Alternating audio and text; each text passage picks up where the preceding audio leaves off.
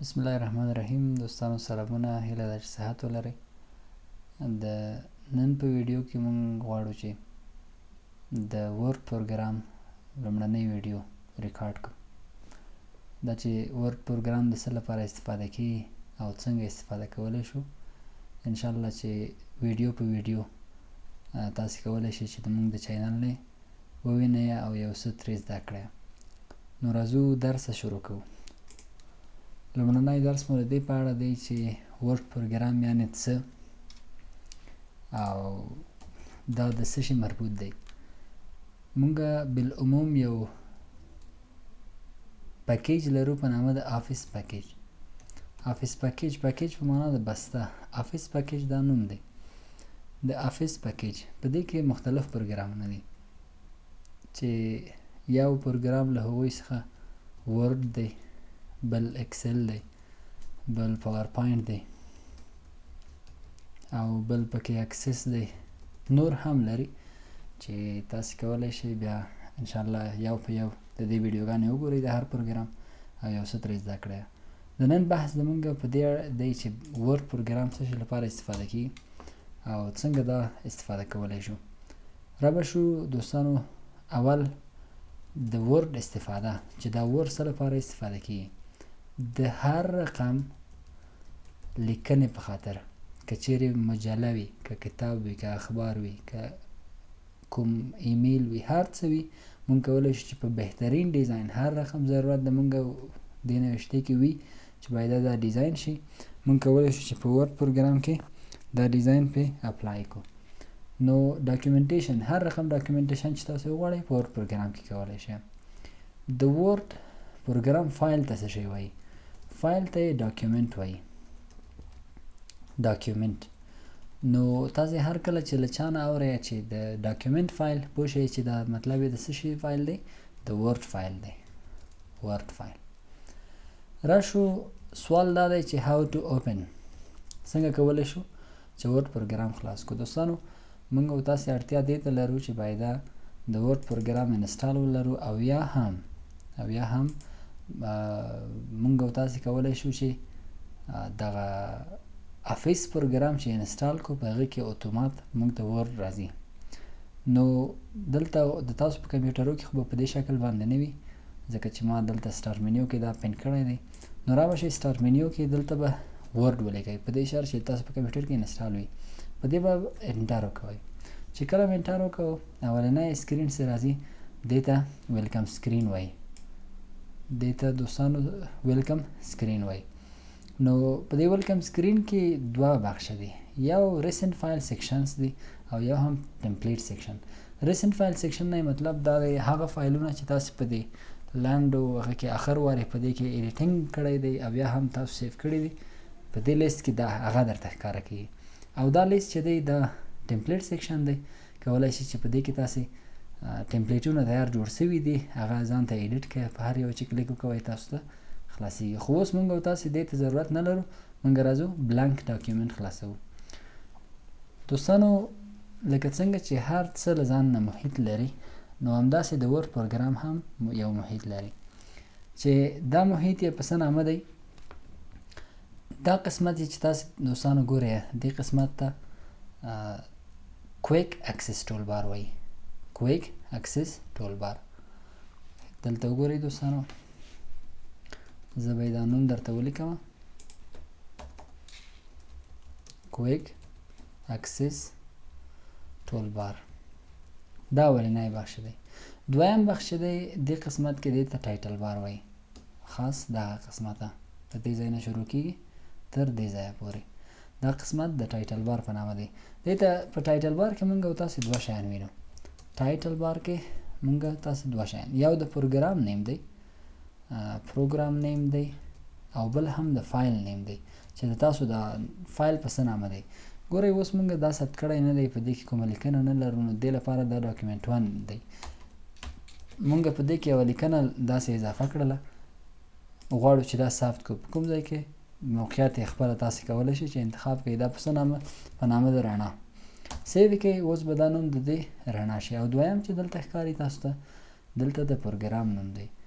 بل په دې محیط کې دریم بخش چې دی هغه دا قسمت ده، دې ته کنټرول بټنز وایي. کنټرول بټنز نه کولی شو چې موږ او تاسې خپل پروګرام کنټرول کو په دې شکل باندې. که چیرې مینیمایز کول غواړئ مینیمایزوی شئ، مګزیمایز کولی شئ په هر شکل چې تاسې غواړئ، یا هم کلوز یې که نور هم ضرورت ورته نه وي کلوز کېږي په دې شکل باندې. که بیرته یې راخلاص کو نو په دې شکل موږ دا خلاصولی شو، په همغه فایل کې به تغییرات راولو. بل چې دی دا د قسمت ته فایل مینو وایي. دا قسمت تاسې دا وینئ چې دې ته فایل مینو وایي. او دا بل چې دی تر دې ځایه پورې دې ته ټابس وایي.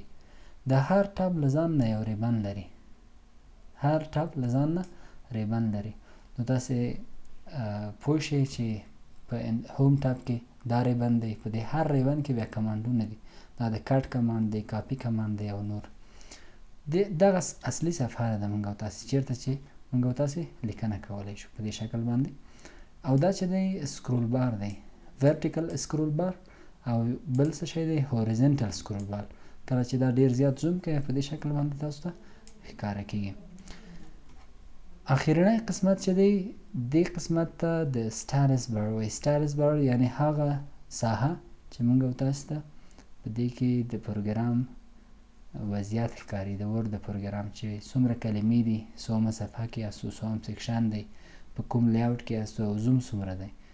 نو کولی شو چې له دې ځای نه دا معلوم کړو. او دې سټارس بار کې چې کله رایټ کلیک کوئ دومره زیات شیان تاسې هم آن کولی شئ، دلته ښکاره شي او هم یې اف کولی شئ. نو دا د تشریحات د دې کې چې څنګه موږ تغییرات راولو په دې باندې به شروع وکړو. اولینی دغه کلیپ بورډ دا قسمت به تشریح کوم درته دوستانو. اولینی چې دی دې ته کټ کاپي وایي، رڼا اکاډمیک سنټر. که چیرې غواړم چې دا کاپي کړمه، کاپي څه کار کوي؟ کاپي دا انتخاب کړه، کنټرول ای ورته ووایه، کنټرول ای مکمل کاپي کوي. سی ټي آر ال جمع ای، دا مطلب یې کنټرول ای چې کله ووهه دا ټول انتخابي. که چیرې غواړئ چې دا کاپي کوي کنټرول سی، دا کاپي شي چیرته خپروي؟ په هر ځای کې چې تاسې خپروئ په پیسټ باندې کلیک وکړئ دا به درته خپور شي. ګورئ تاسې چې په پخواني ځای کې پاتې شو او نوي ځای ته راغی هم راغی. نو که چیرې غواړئ چې په پخواني ځای کې پاتې نشي او نوي ځای کې تاسې د خپراوي کار وکوئ، دلته کټ کلیک وکوئ، په کوم ځای کې خپروئ دلته یا کنټرول وی، کنټرول جمع وی، او یا هم دلته پیسټ کلیک وکوئ. بل اپشن چې دی دې ته فارمټ پینټر وایي.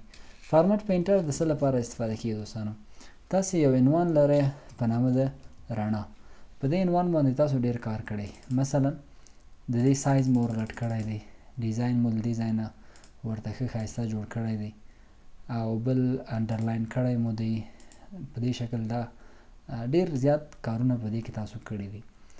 نو که چیرې تاسې دلته یو بل عنوان ولرئ په نامه د ورډ، دې عنوان ته یا همدې لیکنې ته غواړئ چې همدا ډیزاین کوم ډیزاین ستاسو رڼا ته انتخاب کړئ همدا ډیزاین تاسې دلته اپلای کړئ یا تطبیق کړئ. نو څنګه کولی شئ دا کار دوستانو؟ را به شئ، که چیرې دا اپشن مو زده نه وي نو معمولا تاسو به دا هم انتخابوئ، سایز به ورکوئ، بیا به دلته راځئ دا به انتخابوئ. د دې لپاره چې د موږ وخت ضایع نشي، د کوم نوشتې ته چې تاسې ډیزاین ورکړئ دې ته راشئ فارمټ پینټر باندې هغه انتخاب کړئ، فارمټ پینټر یا ور کلیک کړئ، په دې کلمې به همغه تطبیق شي. خو د نورو کلمو لپاره که 3 یا 10 کلمې وي غواړم چې دا ډیزاین پرې تطبیق شي، نو د دې لپاره باید دا یو کلیک کوم، نه دا به انتخاب کړئ ډبل کلیک. ډبل کلیک هم چې وکړو هر څومره کلمې چې وي تاسې کولی شئ فقط یو کلیک کوئ همدا ډیزاین به پرې تطبیق شي. بل دوستانو دلته پیسټ دی. په پیسټ سپیشل کې یو خدا پیسټ دی دوستانو، که چیرې دا نوشته تاسو انتخاب کړې ده دې ته بعض ډیزاینونه ورکوئ په دې شکل باندې، دا ډیزاین مو ورکړه. که چیرې د دې کاپي ورته وایو، کاپي غواړم چې دلته یې پیسټ کړم، اولنی که ساده پیسټ وهم کنټرول وی نو په همغه ډیزاین پخواني ځای کې دی همغه ډیزاین دلته هم تطبیقیږي. اولنی اپشن دا دی چې کیپ سورس فارمټینګ، په منبع کې چې کوم رنګ کوم ډیزاین کوم سټایل همغه پاتې شي. پاتې شو زه ورته وایم چې نه دا کوم مرج فارمټینګ بعضې ډیزاینونه یې پاتې کېږي او بعضې هم ورنه له منځه ځي. وګورئ تاسو کتلی شئ دوستانو چې هغه کوم ډیزاین چې د دې و هغه پاتې شو لکه بولډ یې پاتې شه او نور ډیزاین د رنګو ډیزاین دا پاتې نه دی. بل یو دی دا مو انتخاب کړل کنټرول سی. که چیرې زه غواړم چې دا په عادي شکل باندې ماته پیست شي نو راشم دې ځای ته کیپ ټکسټ اونلی په عادي شکل باندې ماته پیست شو. نو کولی شو دوستانو چې په دې شکل باندې موږ او تاسې له دې آپشنونو استفاده وکړو. او دې قسمت کې دا کلیپ بورډ څه کار کوي که چیرې دلته کلیک وکوئ نو اوس تاسو چې څومره کلمې تر 40 کلمو پورې دلته ساتلی شي.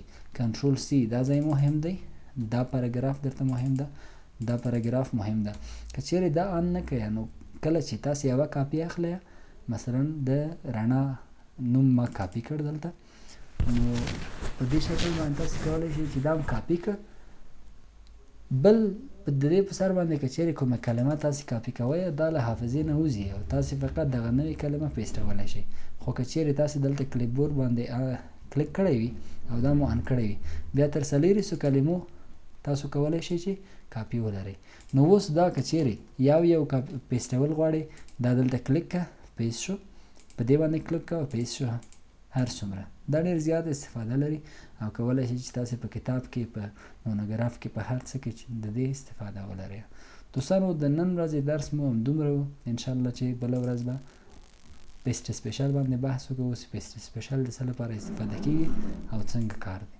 که چیرې د نن ورځې د درس په اړه تاسو کوم سوال لرئ، پیشنهاد لرئ او یا هم کوم انتقاد لرئ نو دوستانو تاسو کولی شئ چې په کامنټ کې ماته ولیکئ، انشاءالله بیا به زه درته جواب درکړم.